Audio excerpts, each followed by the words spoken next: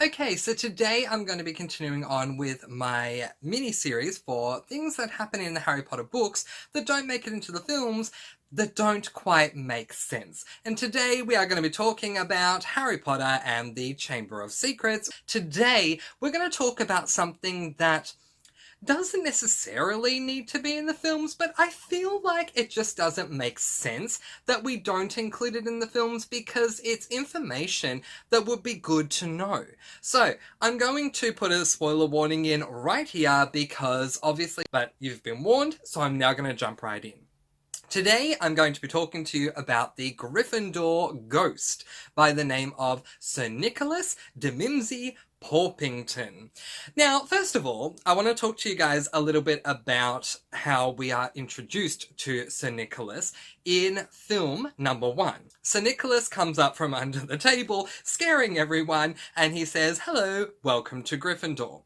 Now, one character, I don't remember exactly who it is, I think it might be Ron, but I honestly don't remember, says to him, "I know who you are, you're nearly headless Nick." To which Sir Nicholas responds, "I prefer Sir Nicholas, if you don't mind." Now, we see Percy Weasley at some point later on in the film saying, "Hello, Sir Nicholas." But very quickly, the students either forget this, which I don't know why, or they just don't care how he wants to be addressed because he is continually referred to as either Nicholas or Nick or nearly headless Nick, rather than Sir Nicholas, which he wants to be referred to as. I will respect your wishes, Sir Nicholas de Mimsy Porpington, and I will call you Sir Nicholas for the sake of this review, because I respect when people tell me what they want to be called. We are going to be talking about Sir Nicholas de Mimsy Porpington, though, anyway, because I'm going to set the scene where Harry has just come back from an intense Quidditch training session. Now, I believe it's winter because the grounds are rather muddy when he comes back into the castle.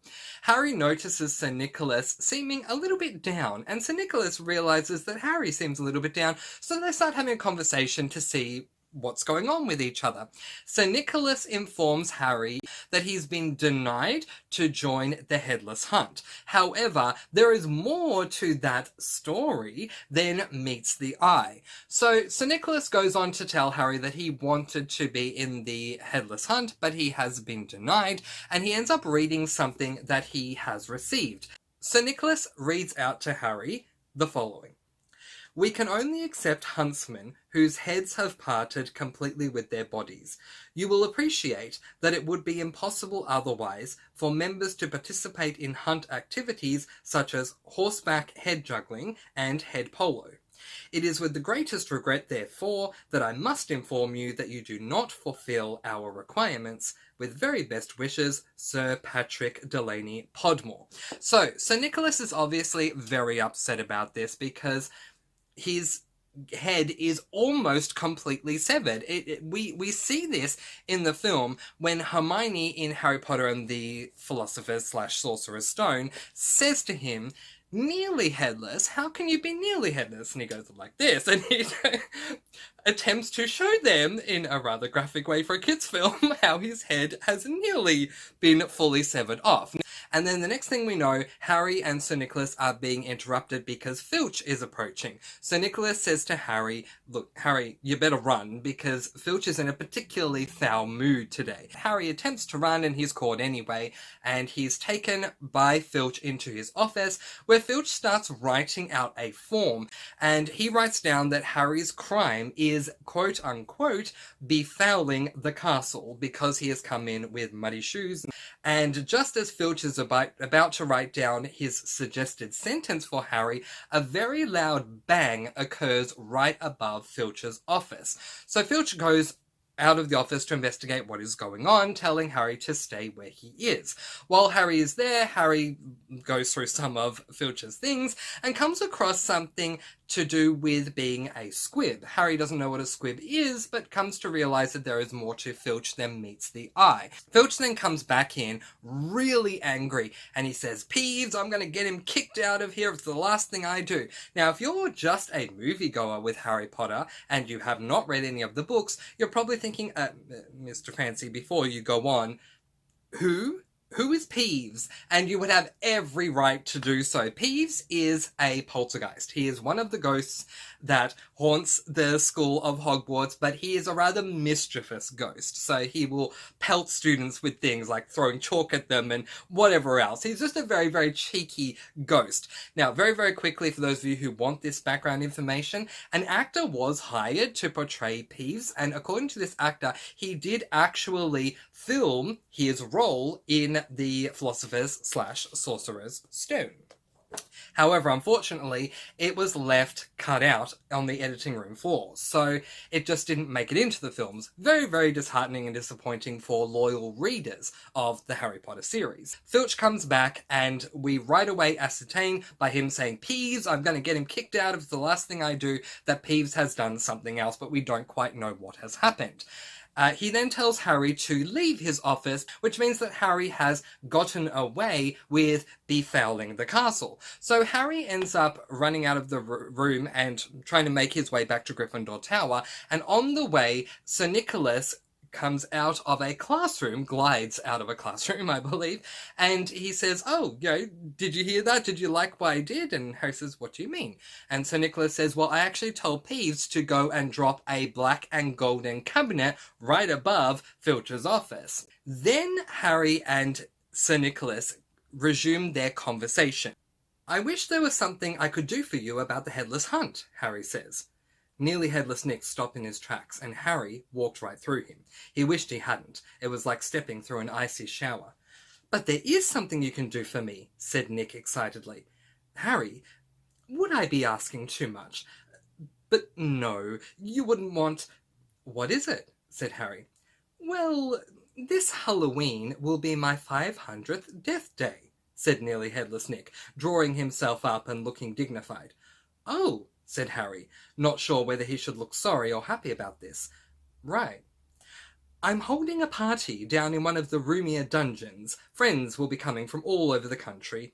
It would be such an honour if you would attend. Mr. Weasley and Miss Granger would be most welcome too, of course, but I dare say you'd rather go to the school feast. He watched Harry on tender hooks. No, said Harry quickly. I'll come. And so the reason why I want to read out that passage first is because Harry feels like he should go to this Death Day party because of what Sir Nicholas has done for him. Getting Peeves to create that diversion has allowed Harry to escape the sentence he was going to get from Filch. So Harry feels indebted to Sir Nicholas and says, yes, of course, I will come. Don't worry about the Halloween feast. I'll be there. Yep, no problem.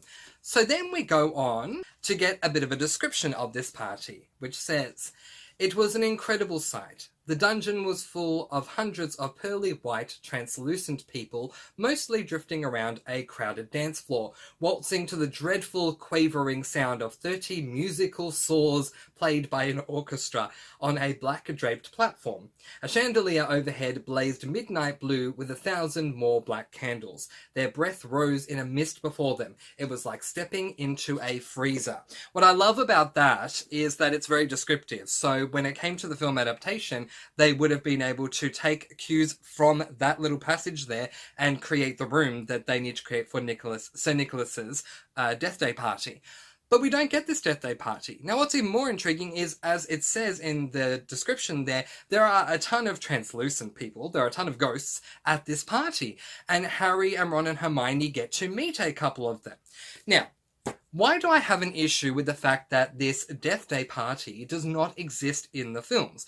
My issue with this is that we don't get to learn enough about the ghosts at all. Yes, we do have some moments here and there with Sir Nicholas because he is the Gryffindor ghost, but aside from Sir Nicholas, we really don't interact with any of the ghosts until the last book, which we'll talk about when we get to that point. In fact, the only ghost that gets really any decent amount of airtime, funny enough, happens in the Chamber of Secrets, is Moaning Myrtle, or Myrtle, really, is her name. We should not call her Moaning Myrtle because, again, that's being mean to her. Like, these people at Hogwarts, why can't they respect the ghosts? But anyway, yeah, we have that phrase, respect your elders, and yet we don't have the phrase, respect your elders who have passed away but are still here trying to help us. But anyway, we'll just call her Moaning Myrtle because, 10 points if it goes through her stomach, 50 points if it goes through her head. I completely understand where Myrtle's coming from. But anyway, letting that go, Myrtle does get adequate screen time, but the other ghosts really don't. And they do play major roles here and there, particularly Peeves. I think a lot of people are most upset out of all of the ghosts that Peeves is not included, because he does end up having a lot of vital roles in things that he does throughout a lot of the books, so it doesn't make sense. But at this Death Day party, we actually have the opportunity to meet all these different ghosts and experience things with the ghosts. Like, for example, how they eat, which is that there is a lot of moldy food there, because apparently the moldy food makes the food stronger, and when they glide through it, they kind of taste it that way, I guess, and other really interesting things that go on as well. Myrtle is there, Peeves is there. There's a very funny scene where something is said about Myrtle, and Peeves overhears it, and he calls out to her, "Myrtle, Myrtle, they just said something about you," and like it's very comedic. And considering that the majority of the directors for the Harry Potter series have tried to lean more towards a comedic side, especially to begin with, you would think that this would have been a great opportunity to show some comedy in the film from the book, but also to give us some vital information about these ghosts that are haunting Hogwarts, or rather that are assisting Hogwarts, depending on how you look at it. And it's just really disappointing that we don't get to have this scene. Now, I'm not going to talk about Rowena Ravenclaw at this stage, or Rowena Ravenclaw's descendant and the diadem and all that stuff, because that is more something that, if anything, will come up when I talk about the final book. But it's really interesting that we, as a viewer of the Harry Potter series, could come to know a whole bunch of the ghosts in Hogwarts, and yet we're denied of this. And I really don't know why.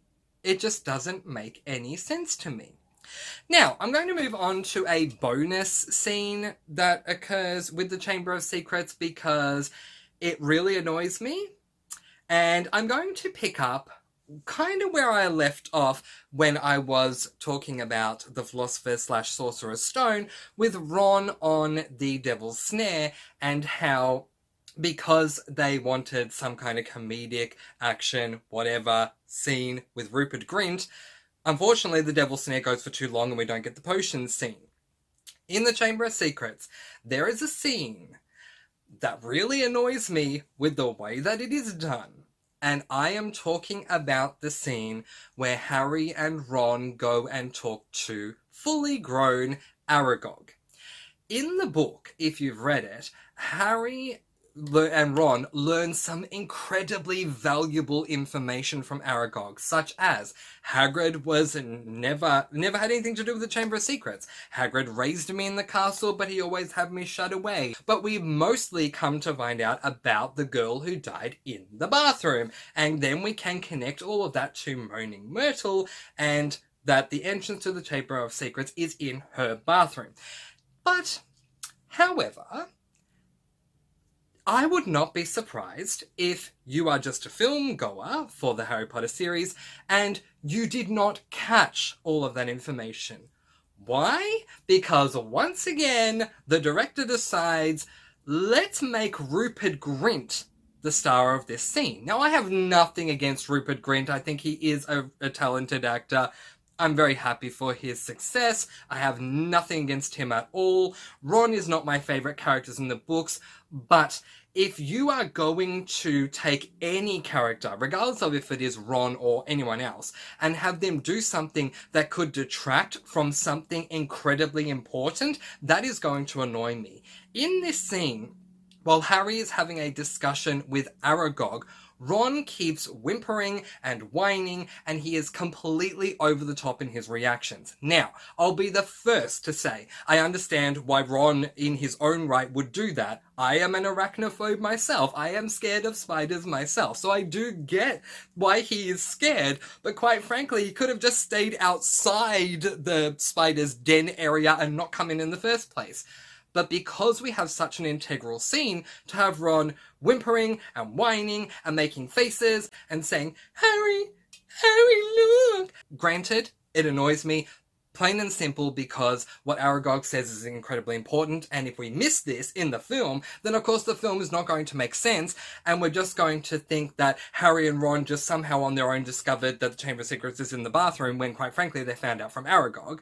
But my problem is, I went to the cinemas to watch the Chamber of Secrets. When I went to see the Chamber of Secrets. I had read every single book that had been out at that time, so I was really looking forward to seeing how they were going to adapt the book. And I'm watching this scene play out. I know how important this scene is because I've read it in the book. And unfortunately, I went at a time where there were a lot of other kids around me. I was a child when it came out too. There were a lot of other kids around me. And with all the reactions Ron was making, everyone was laughing at Ron to the point where you cannot focus on Aragog. Now, I can see how you might find it funny. But I can more see how that is very distracting, because the camera keeps panning back to Ron while Aragog is talking.